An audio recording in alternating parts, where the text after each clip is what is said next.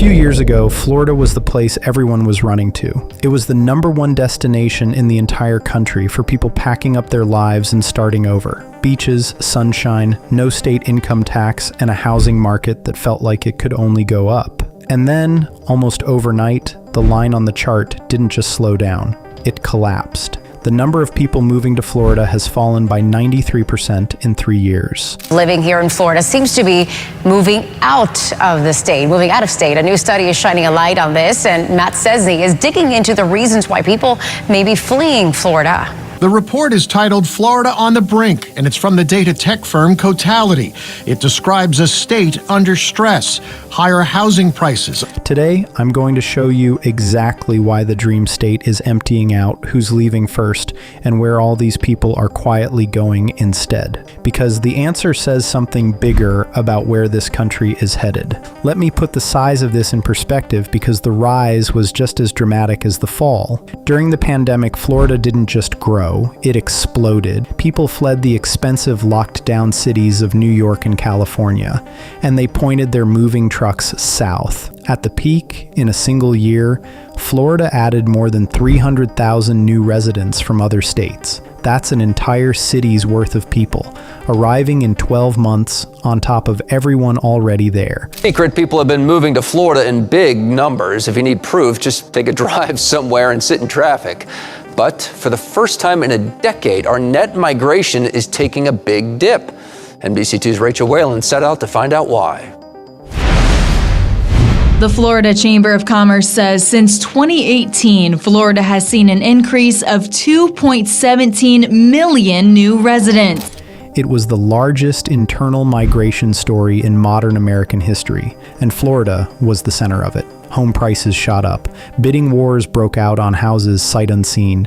People were paying over asking, waiving inspections, doing whatever it took to get a slice of the Sunshine State.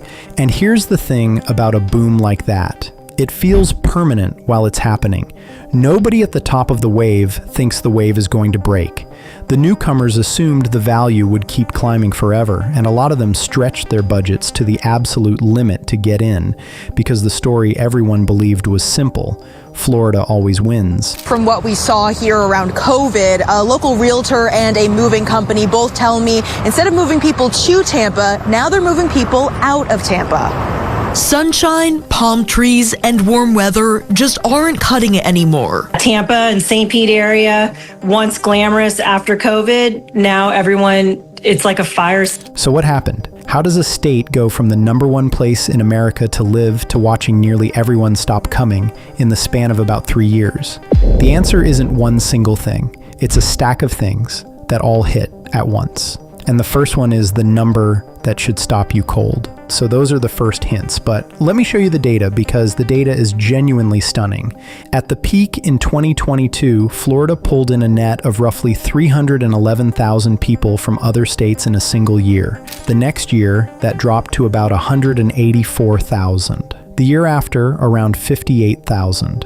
And in the most recent full year of data, that number fell to just 22,000. From 311,000 down to 22,000. That is a 93% collapse in net migration in 3 years. That's according to a report from Redfin released Wednesday. Tampa ranking the highest city in the Sun Belt, with the biggest change in net domestic migration between 2023 and 2024. The report states in 2023, nearly 35,000 people moved to Tampa. Last year, to put that in plain terms, the flood of people choosing Florida slowed to a trickle, almost completely, in less time than it takes to pay off a car loan. Florida had ranked first in the entire country for people moving in. It has now slipped all the way down to around 8th, sitting behind states most people wouldn't have guessed, like South Carolina, Idaho, and Utah.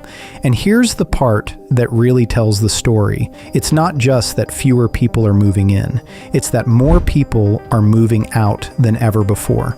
In one recent year, while about 637,000 people moved into Florida. A staggering 511,000 people moved out. That was the largest outflow of residents in the state's history. There was also nearly 511,000 people who left Florida for another state, making it the largest outflow the state has seen and the second most in 2023, right behind the state of California.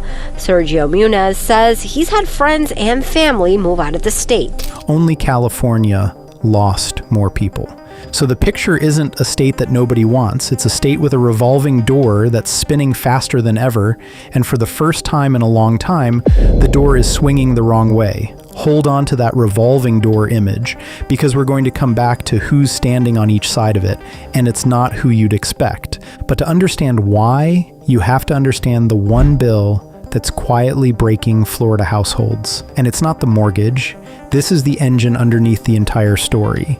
And it's the thing the brochures never mention: home insurance. Financial choices, we see it each and every day here, and a new study shows more are deciding to go it alone and abandon their homeowners insurance.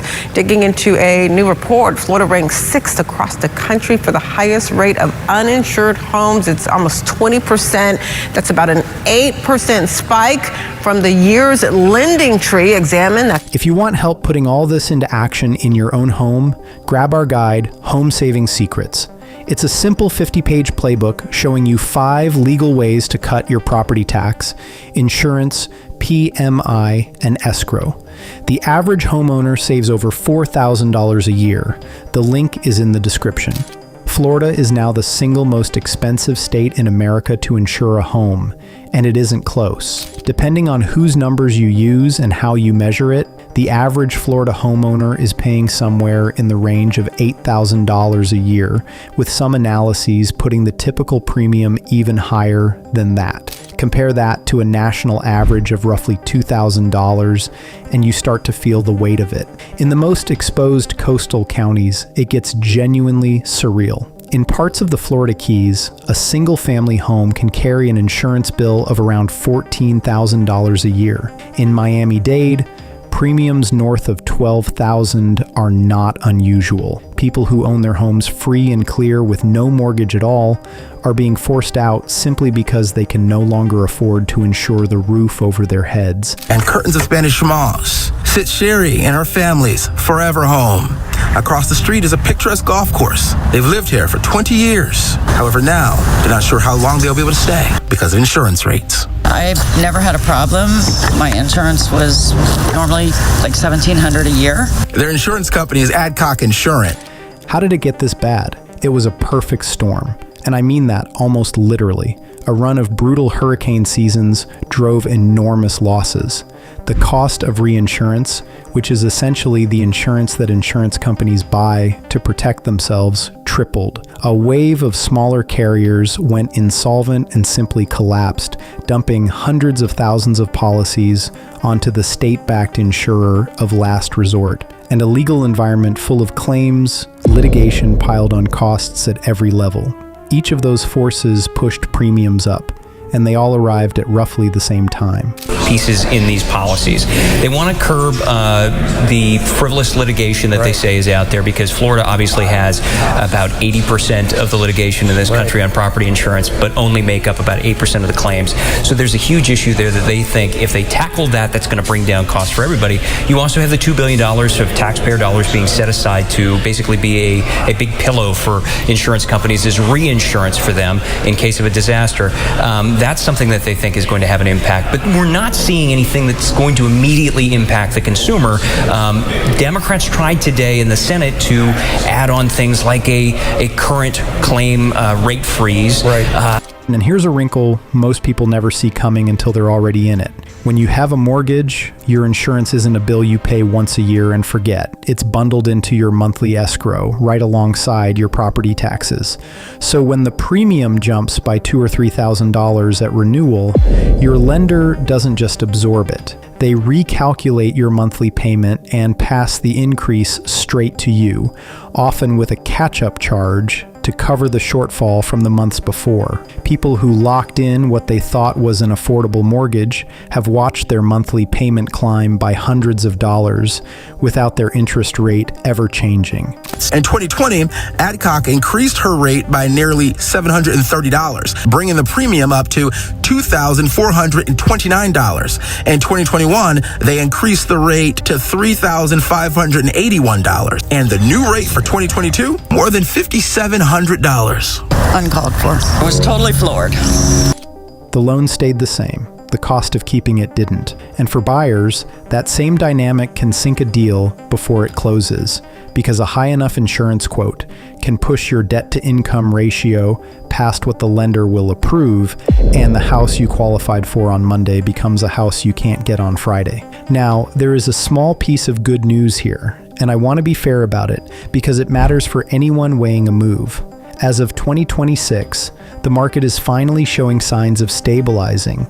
The state's insurer of last resort approved its first rate cut in years, around an 8.7% average reduction, and several private carriers have started filing decreases too. Has formally filed an order turning back a 14% rate hike by request by Citizens Insurance. Florida Governor Ron DeSantis recently shared some good news about insurance rates in South Florida. In Palm Beach County, 19% of policyholders will see their premiums go down, and it's even better in Broward County, where 52% will benefit from lower rates. Miami-Dade County is really leading the way with. But here's the crucial point. Stabilizing is not the same as cheap.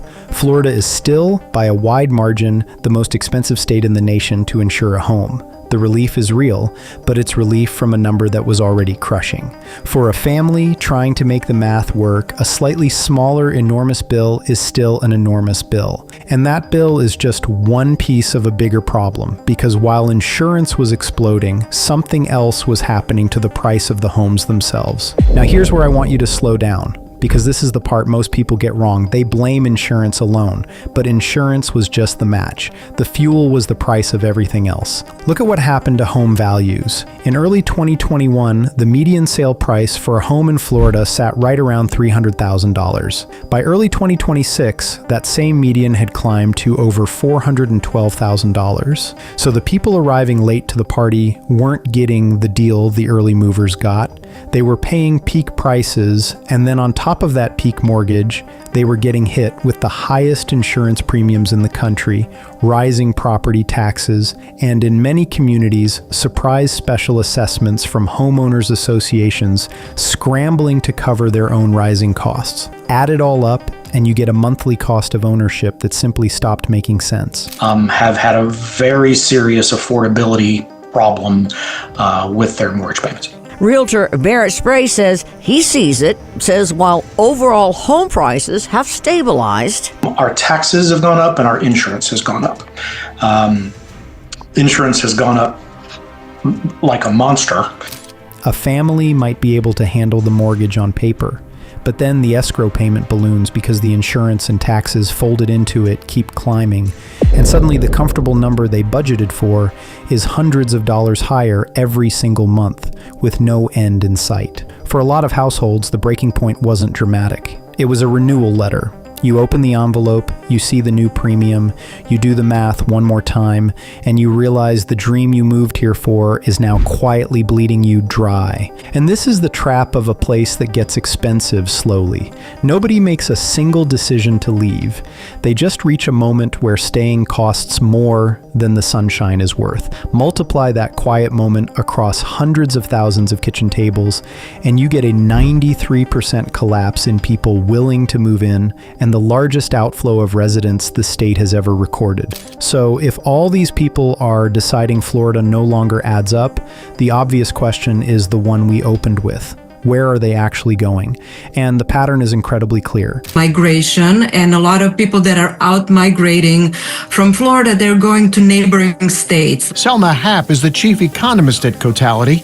The report cites billion-dollar hurricanes and costs soaring so high, especially in South Florida, the state is heading to a similar path of California's population drain. Insurance remains a big drag on. When people leave Florida, they are not leaving the South. That's the first thing to understand. They're not giving up on warm weather or lower taxes. They're chasing the exact same things that drew them to Florida in the first place, just in places where the math still works. The biggest winners are Florida's neighbors. The state is losing the most people to Georgia, North Carolina, and Tennessee, and above all, South Carolina. South Carolina in particular has become a magnet, posting one of the largest net migration gains in the entire country, with tens of thousands of new residents arriving in a single year. Think about what these states have in common: lower overall cost of living. In several cases, no state income tax or low taxes, warm climates, and critically, insurance costs that are a fraction of what you'd pay on the Florida coast. We wanted to buy a home and do this. We really started looking seriously at like homes in the Carolinas and seeing how much more affordable they were, even with state tax and stuff, like new things that you have to pay for here, it still comes out to much less money. The couple made the move from Boynton Beach to Greenville, South Carolina, buying a 3-bedroom house.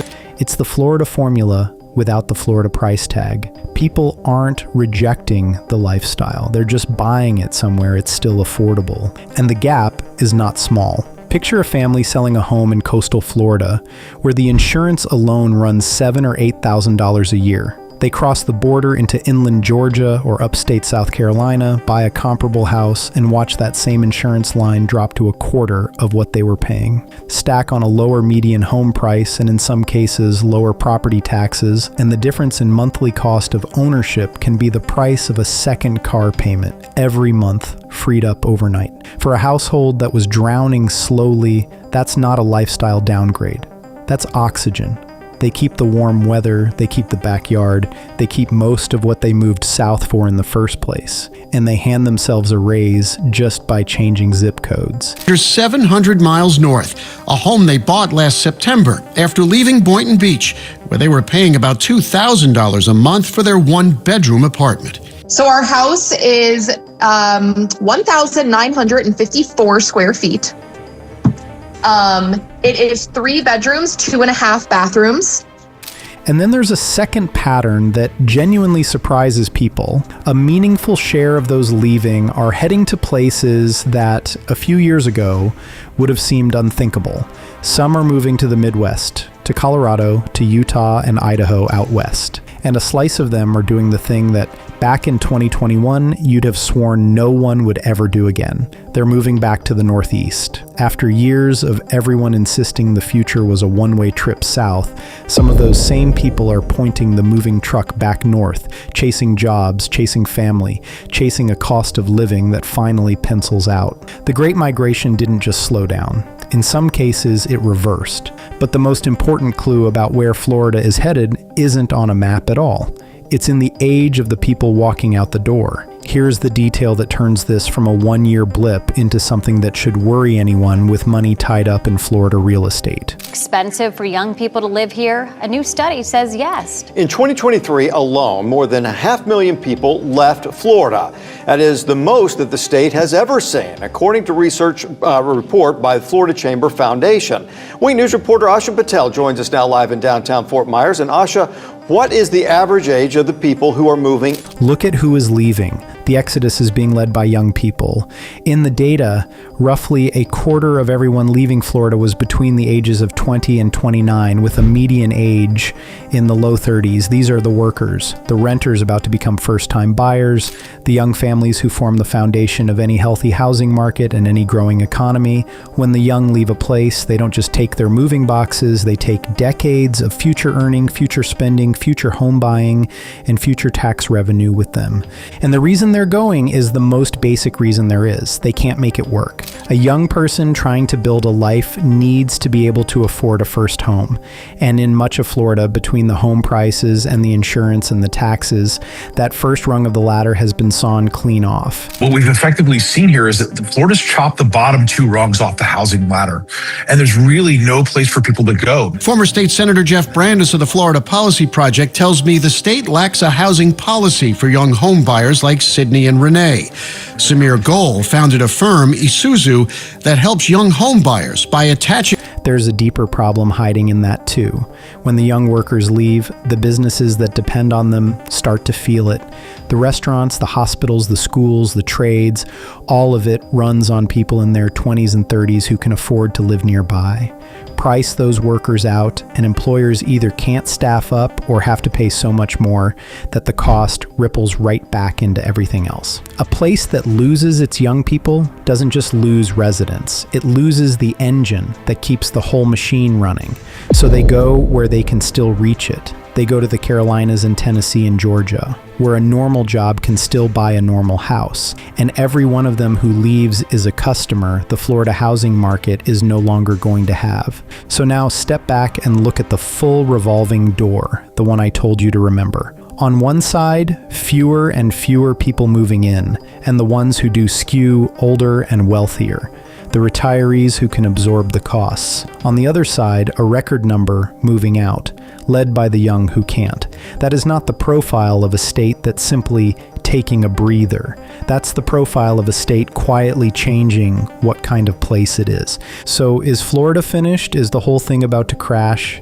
Here's the honest answer, and it's more interesting than a simple yes or no. No, Florida is not collapsing, and anyone telling you it's about to crater is selling you fear. Even with all of this, Florida is still one of the most populous states in the country, and even in its worst recent year, it still ended up with a net gain in total population, propped up heavily by people arriving from other countries rather than other states. The sun still shines, the beaches are still there is still no state income tax, the fundamental appeal hasn't vanished. But here's what the numbers are really telling you, and it's the thing I want you to carry out of this video. Florida isn't dying. Florida is sorting. Professor at FGCU. When you think about the folks that are coming here, that particular demographic tends to need a lot of services. And the people who are moving out serve a vital role in our workforce. The 20 to 25-year-olds, they are our stability. They are the ones that will come and plant roots. It is quietly transforming from the place where anyone could come chase a more affordable life into a place that increasingly only works for people who already have money. The young and the middle class are being priced toward the exits, and the people replacing them, when there are replacements at all, can write a bigger check. That's not a crash. It's a filter, and it's happening one renewal letter, one property tax bill, one impossible insurance quote at a time, which brings everything back to the lesson underneath the whole story, and it's bigger than Florida. The thing that breaks a housing market is rarely the headline price of the house.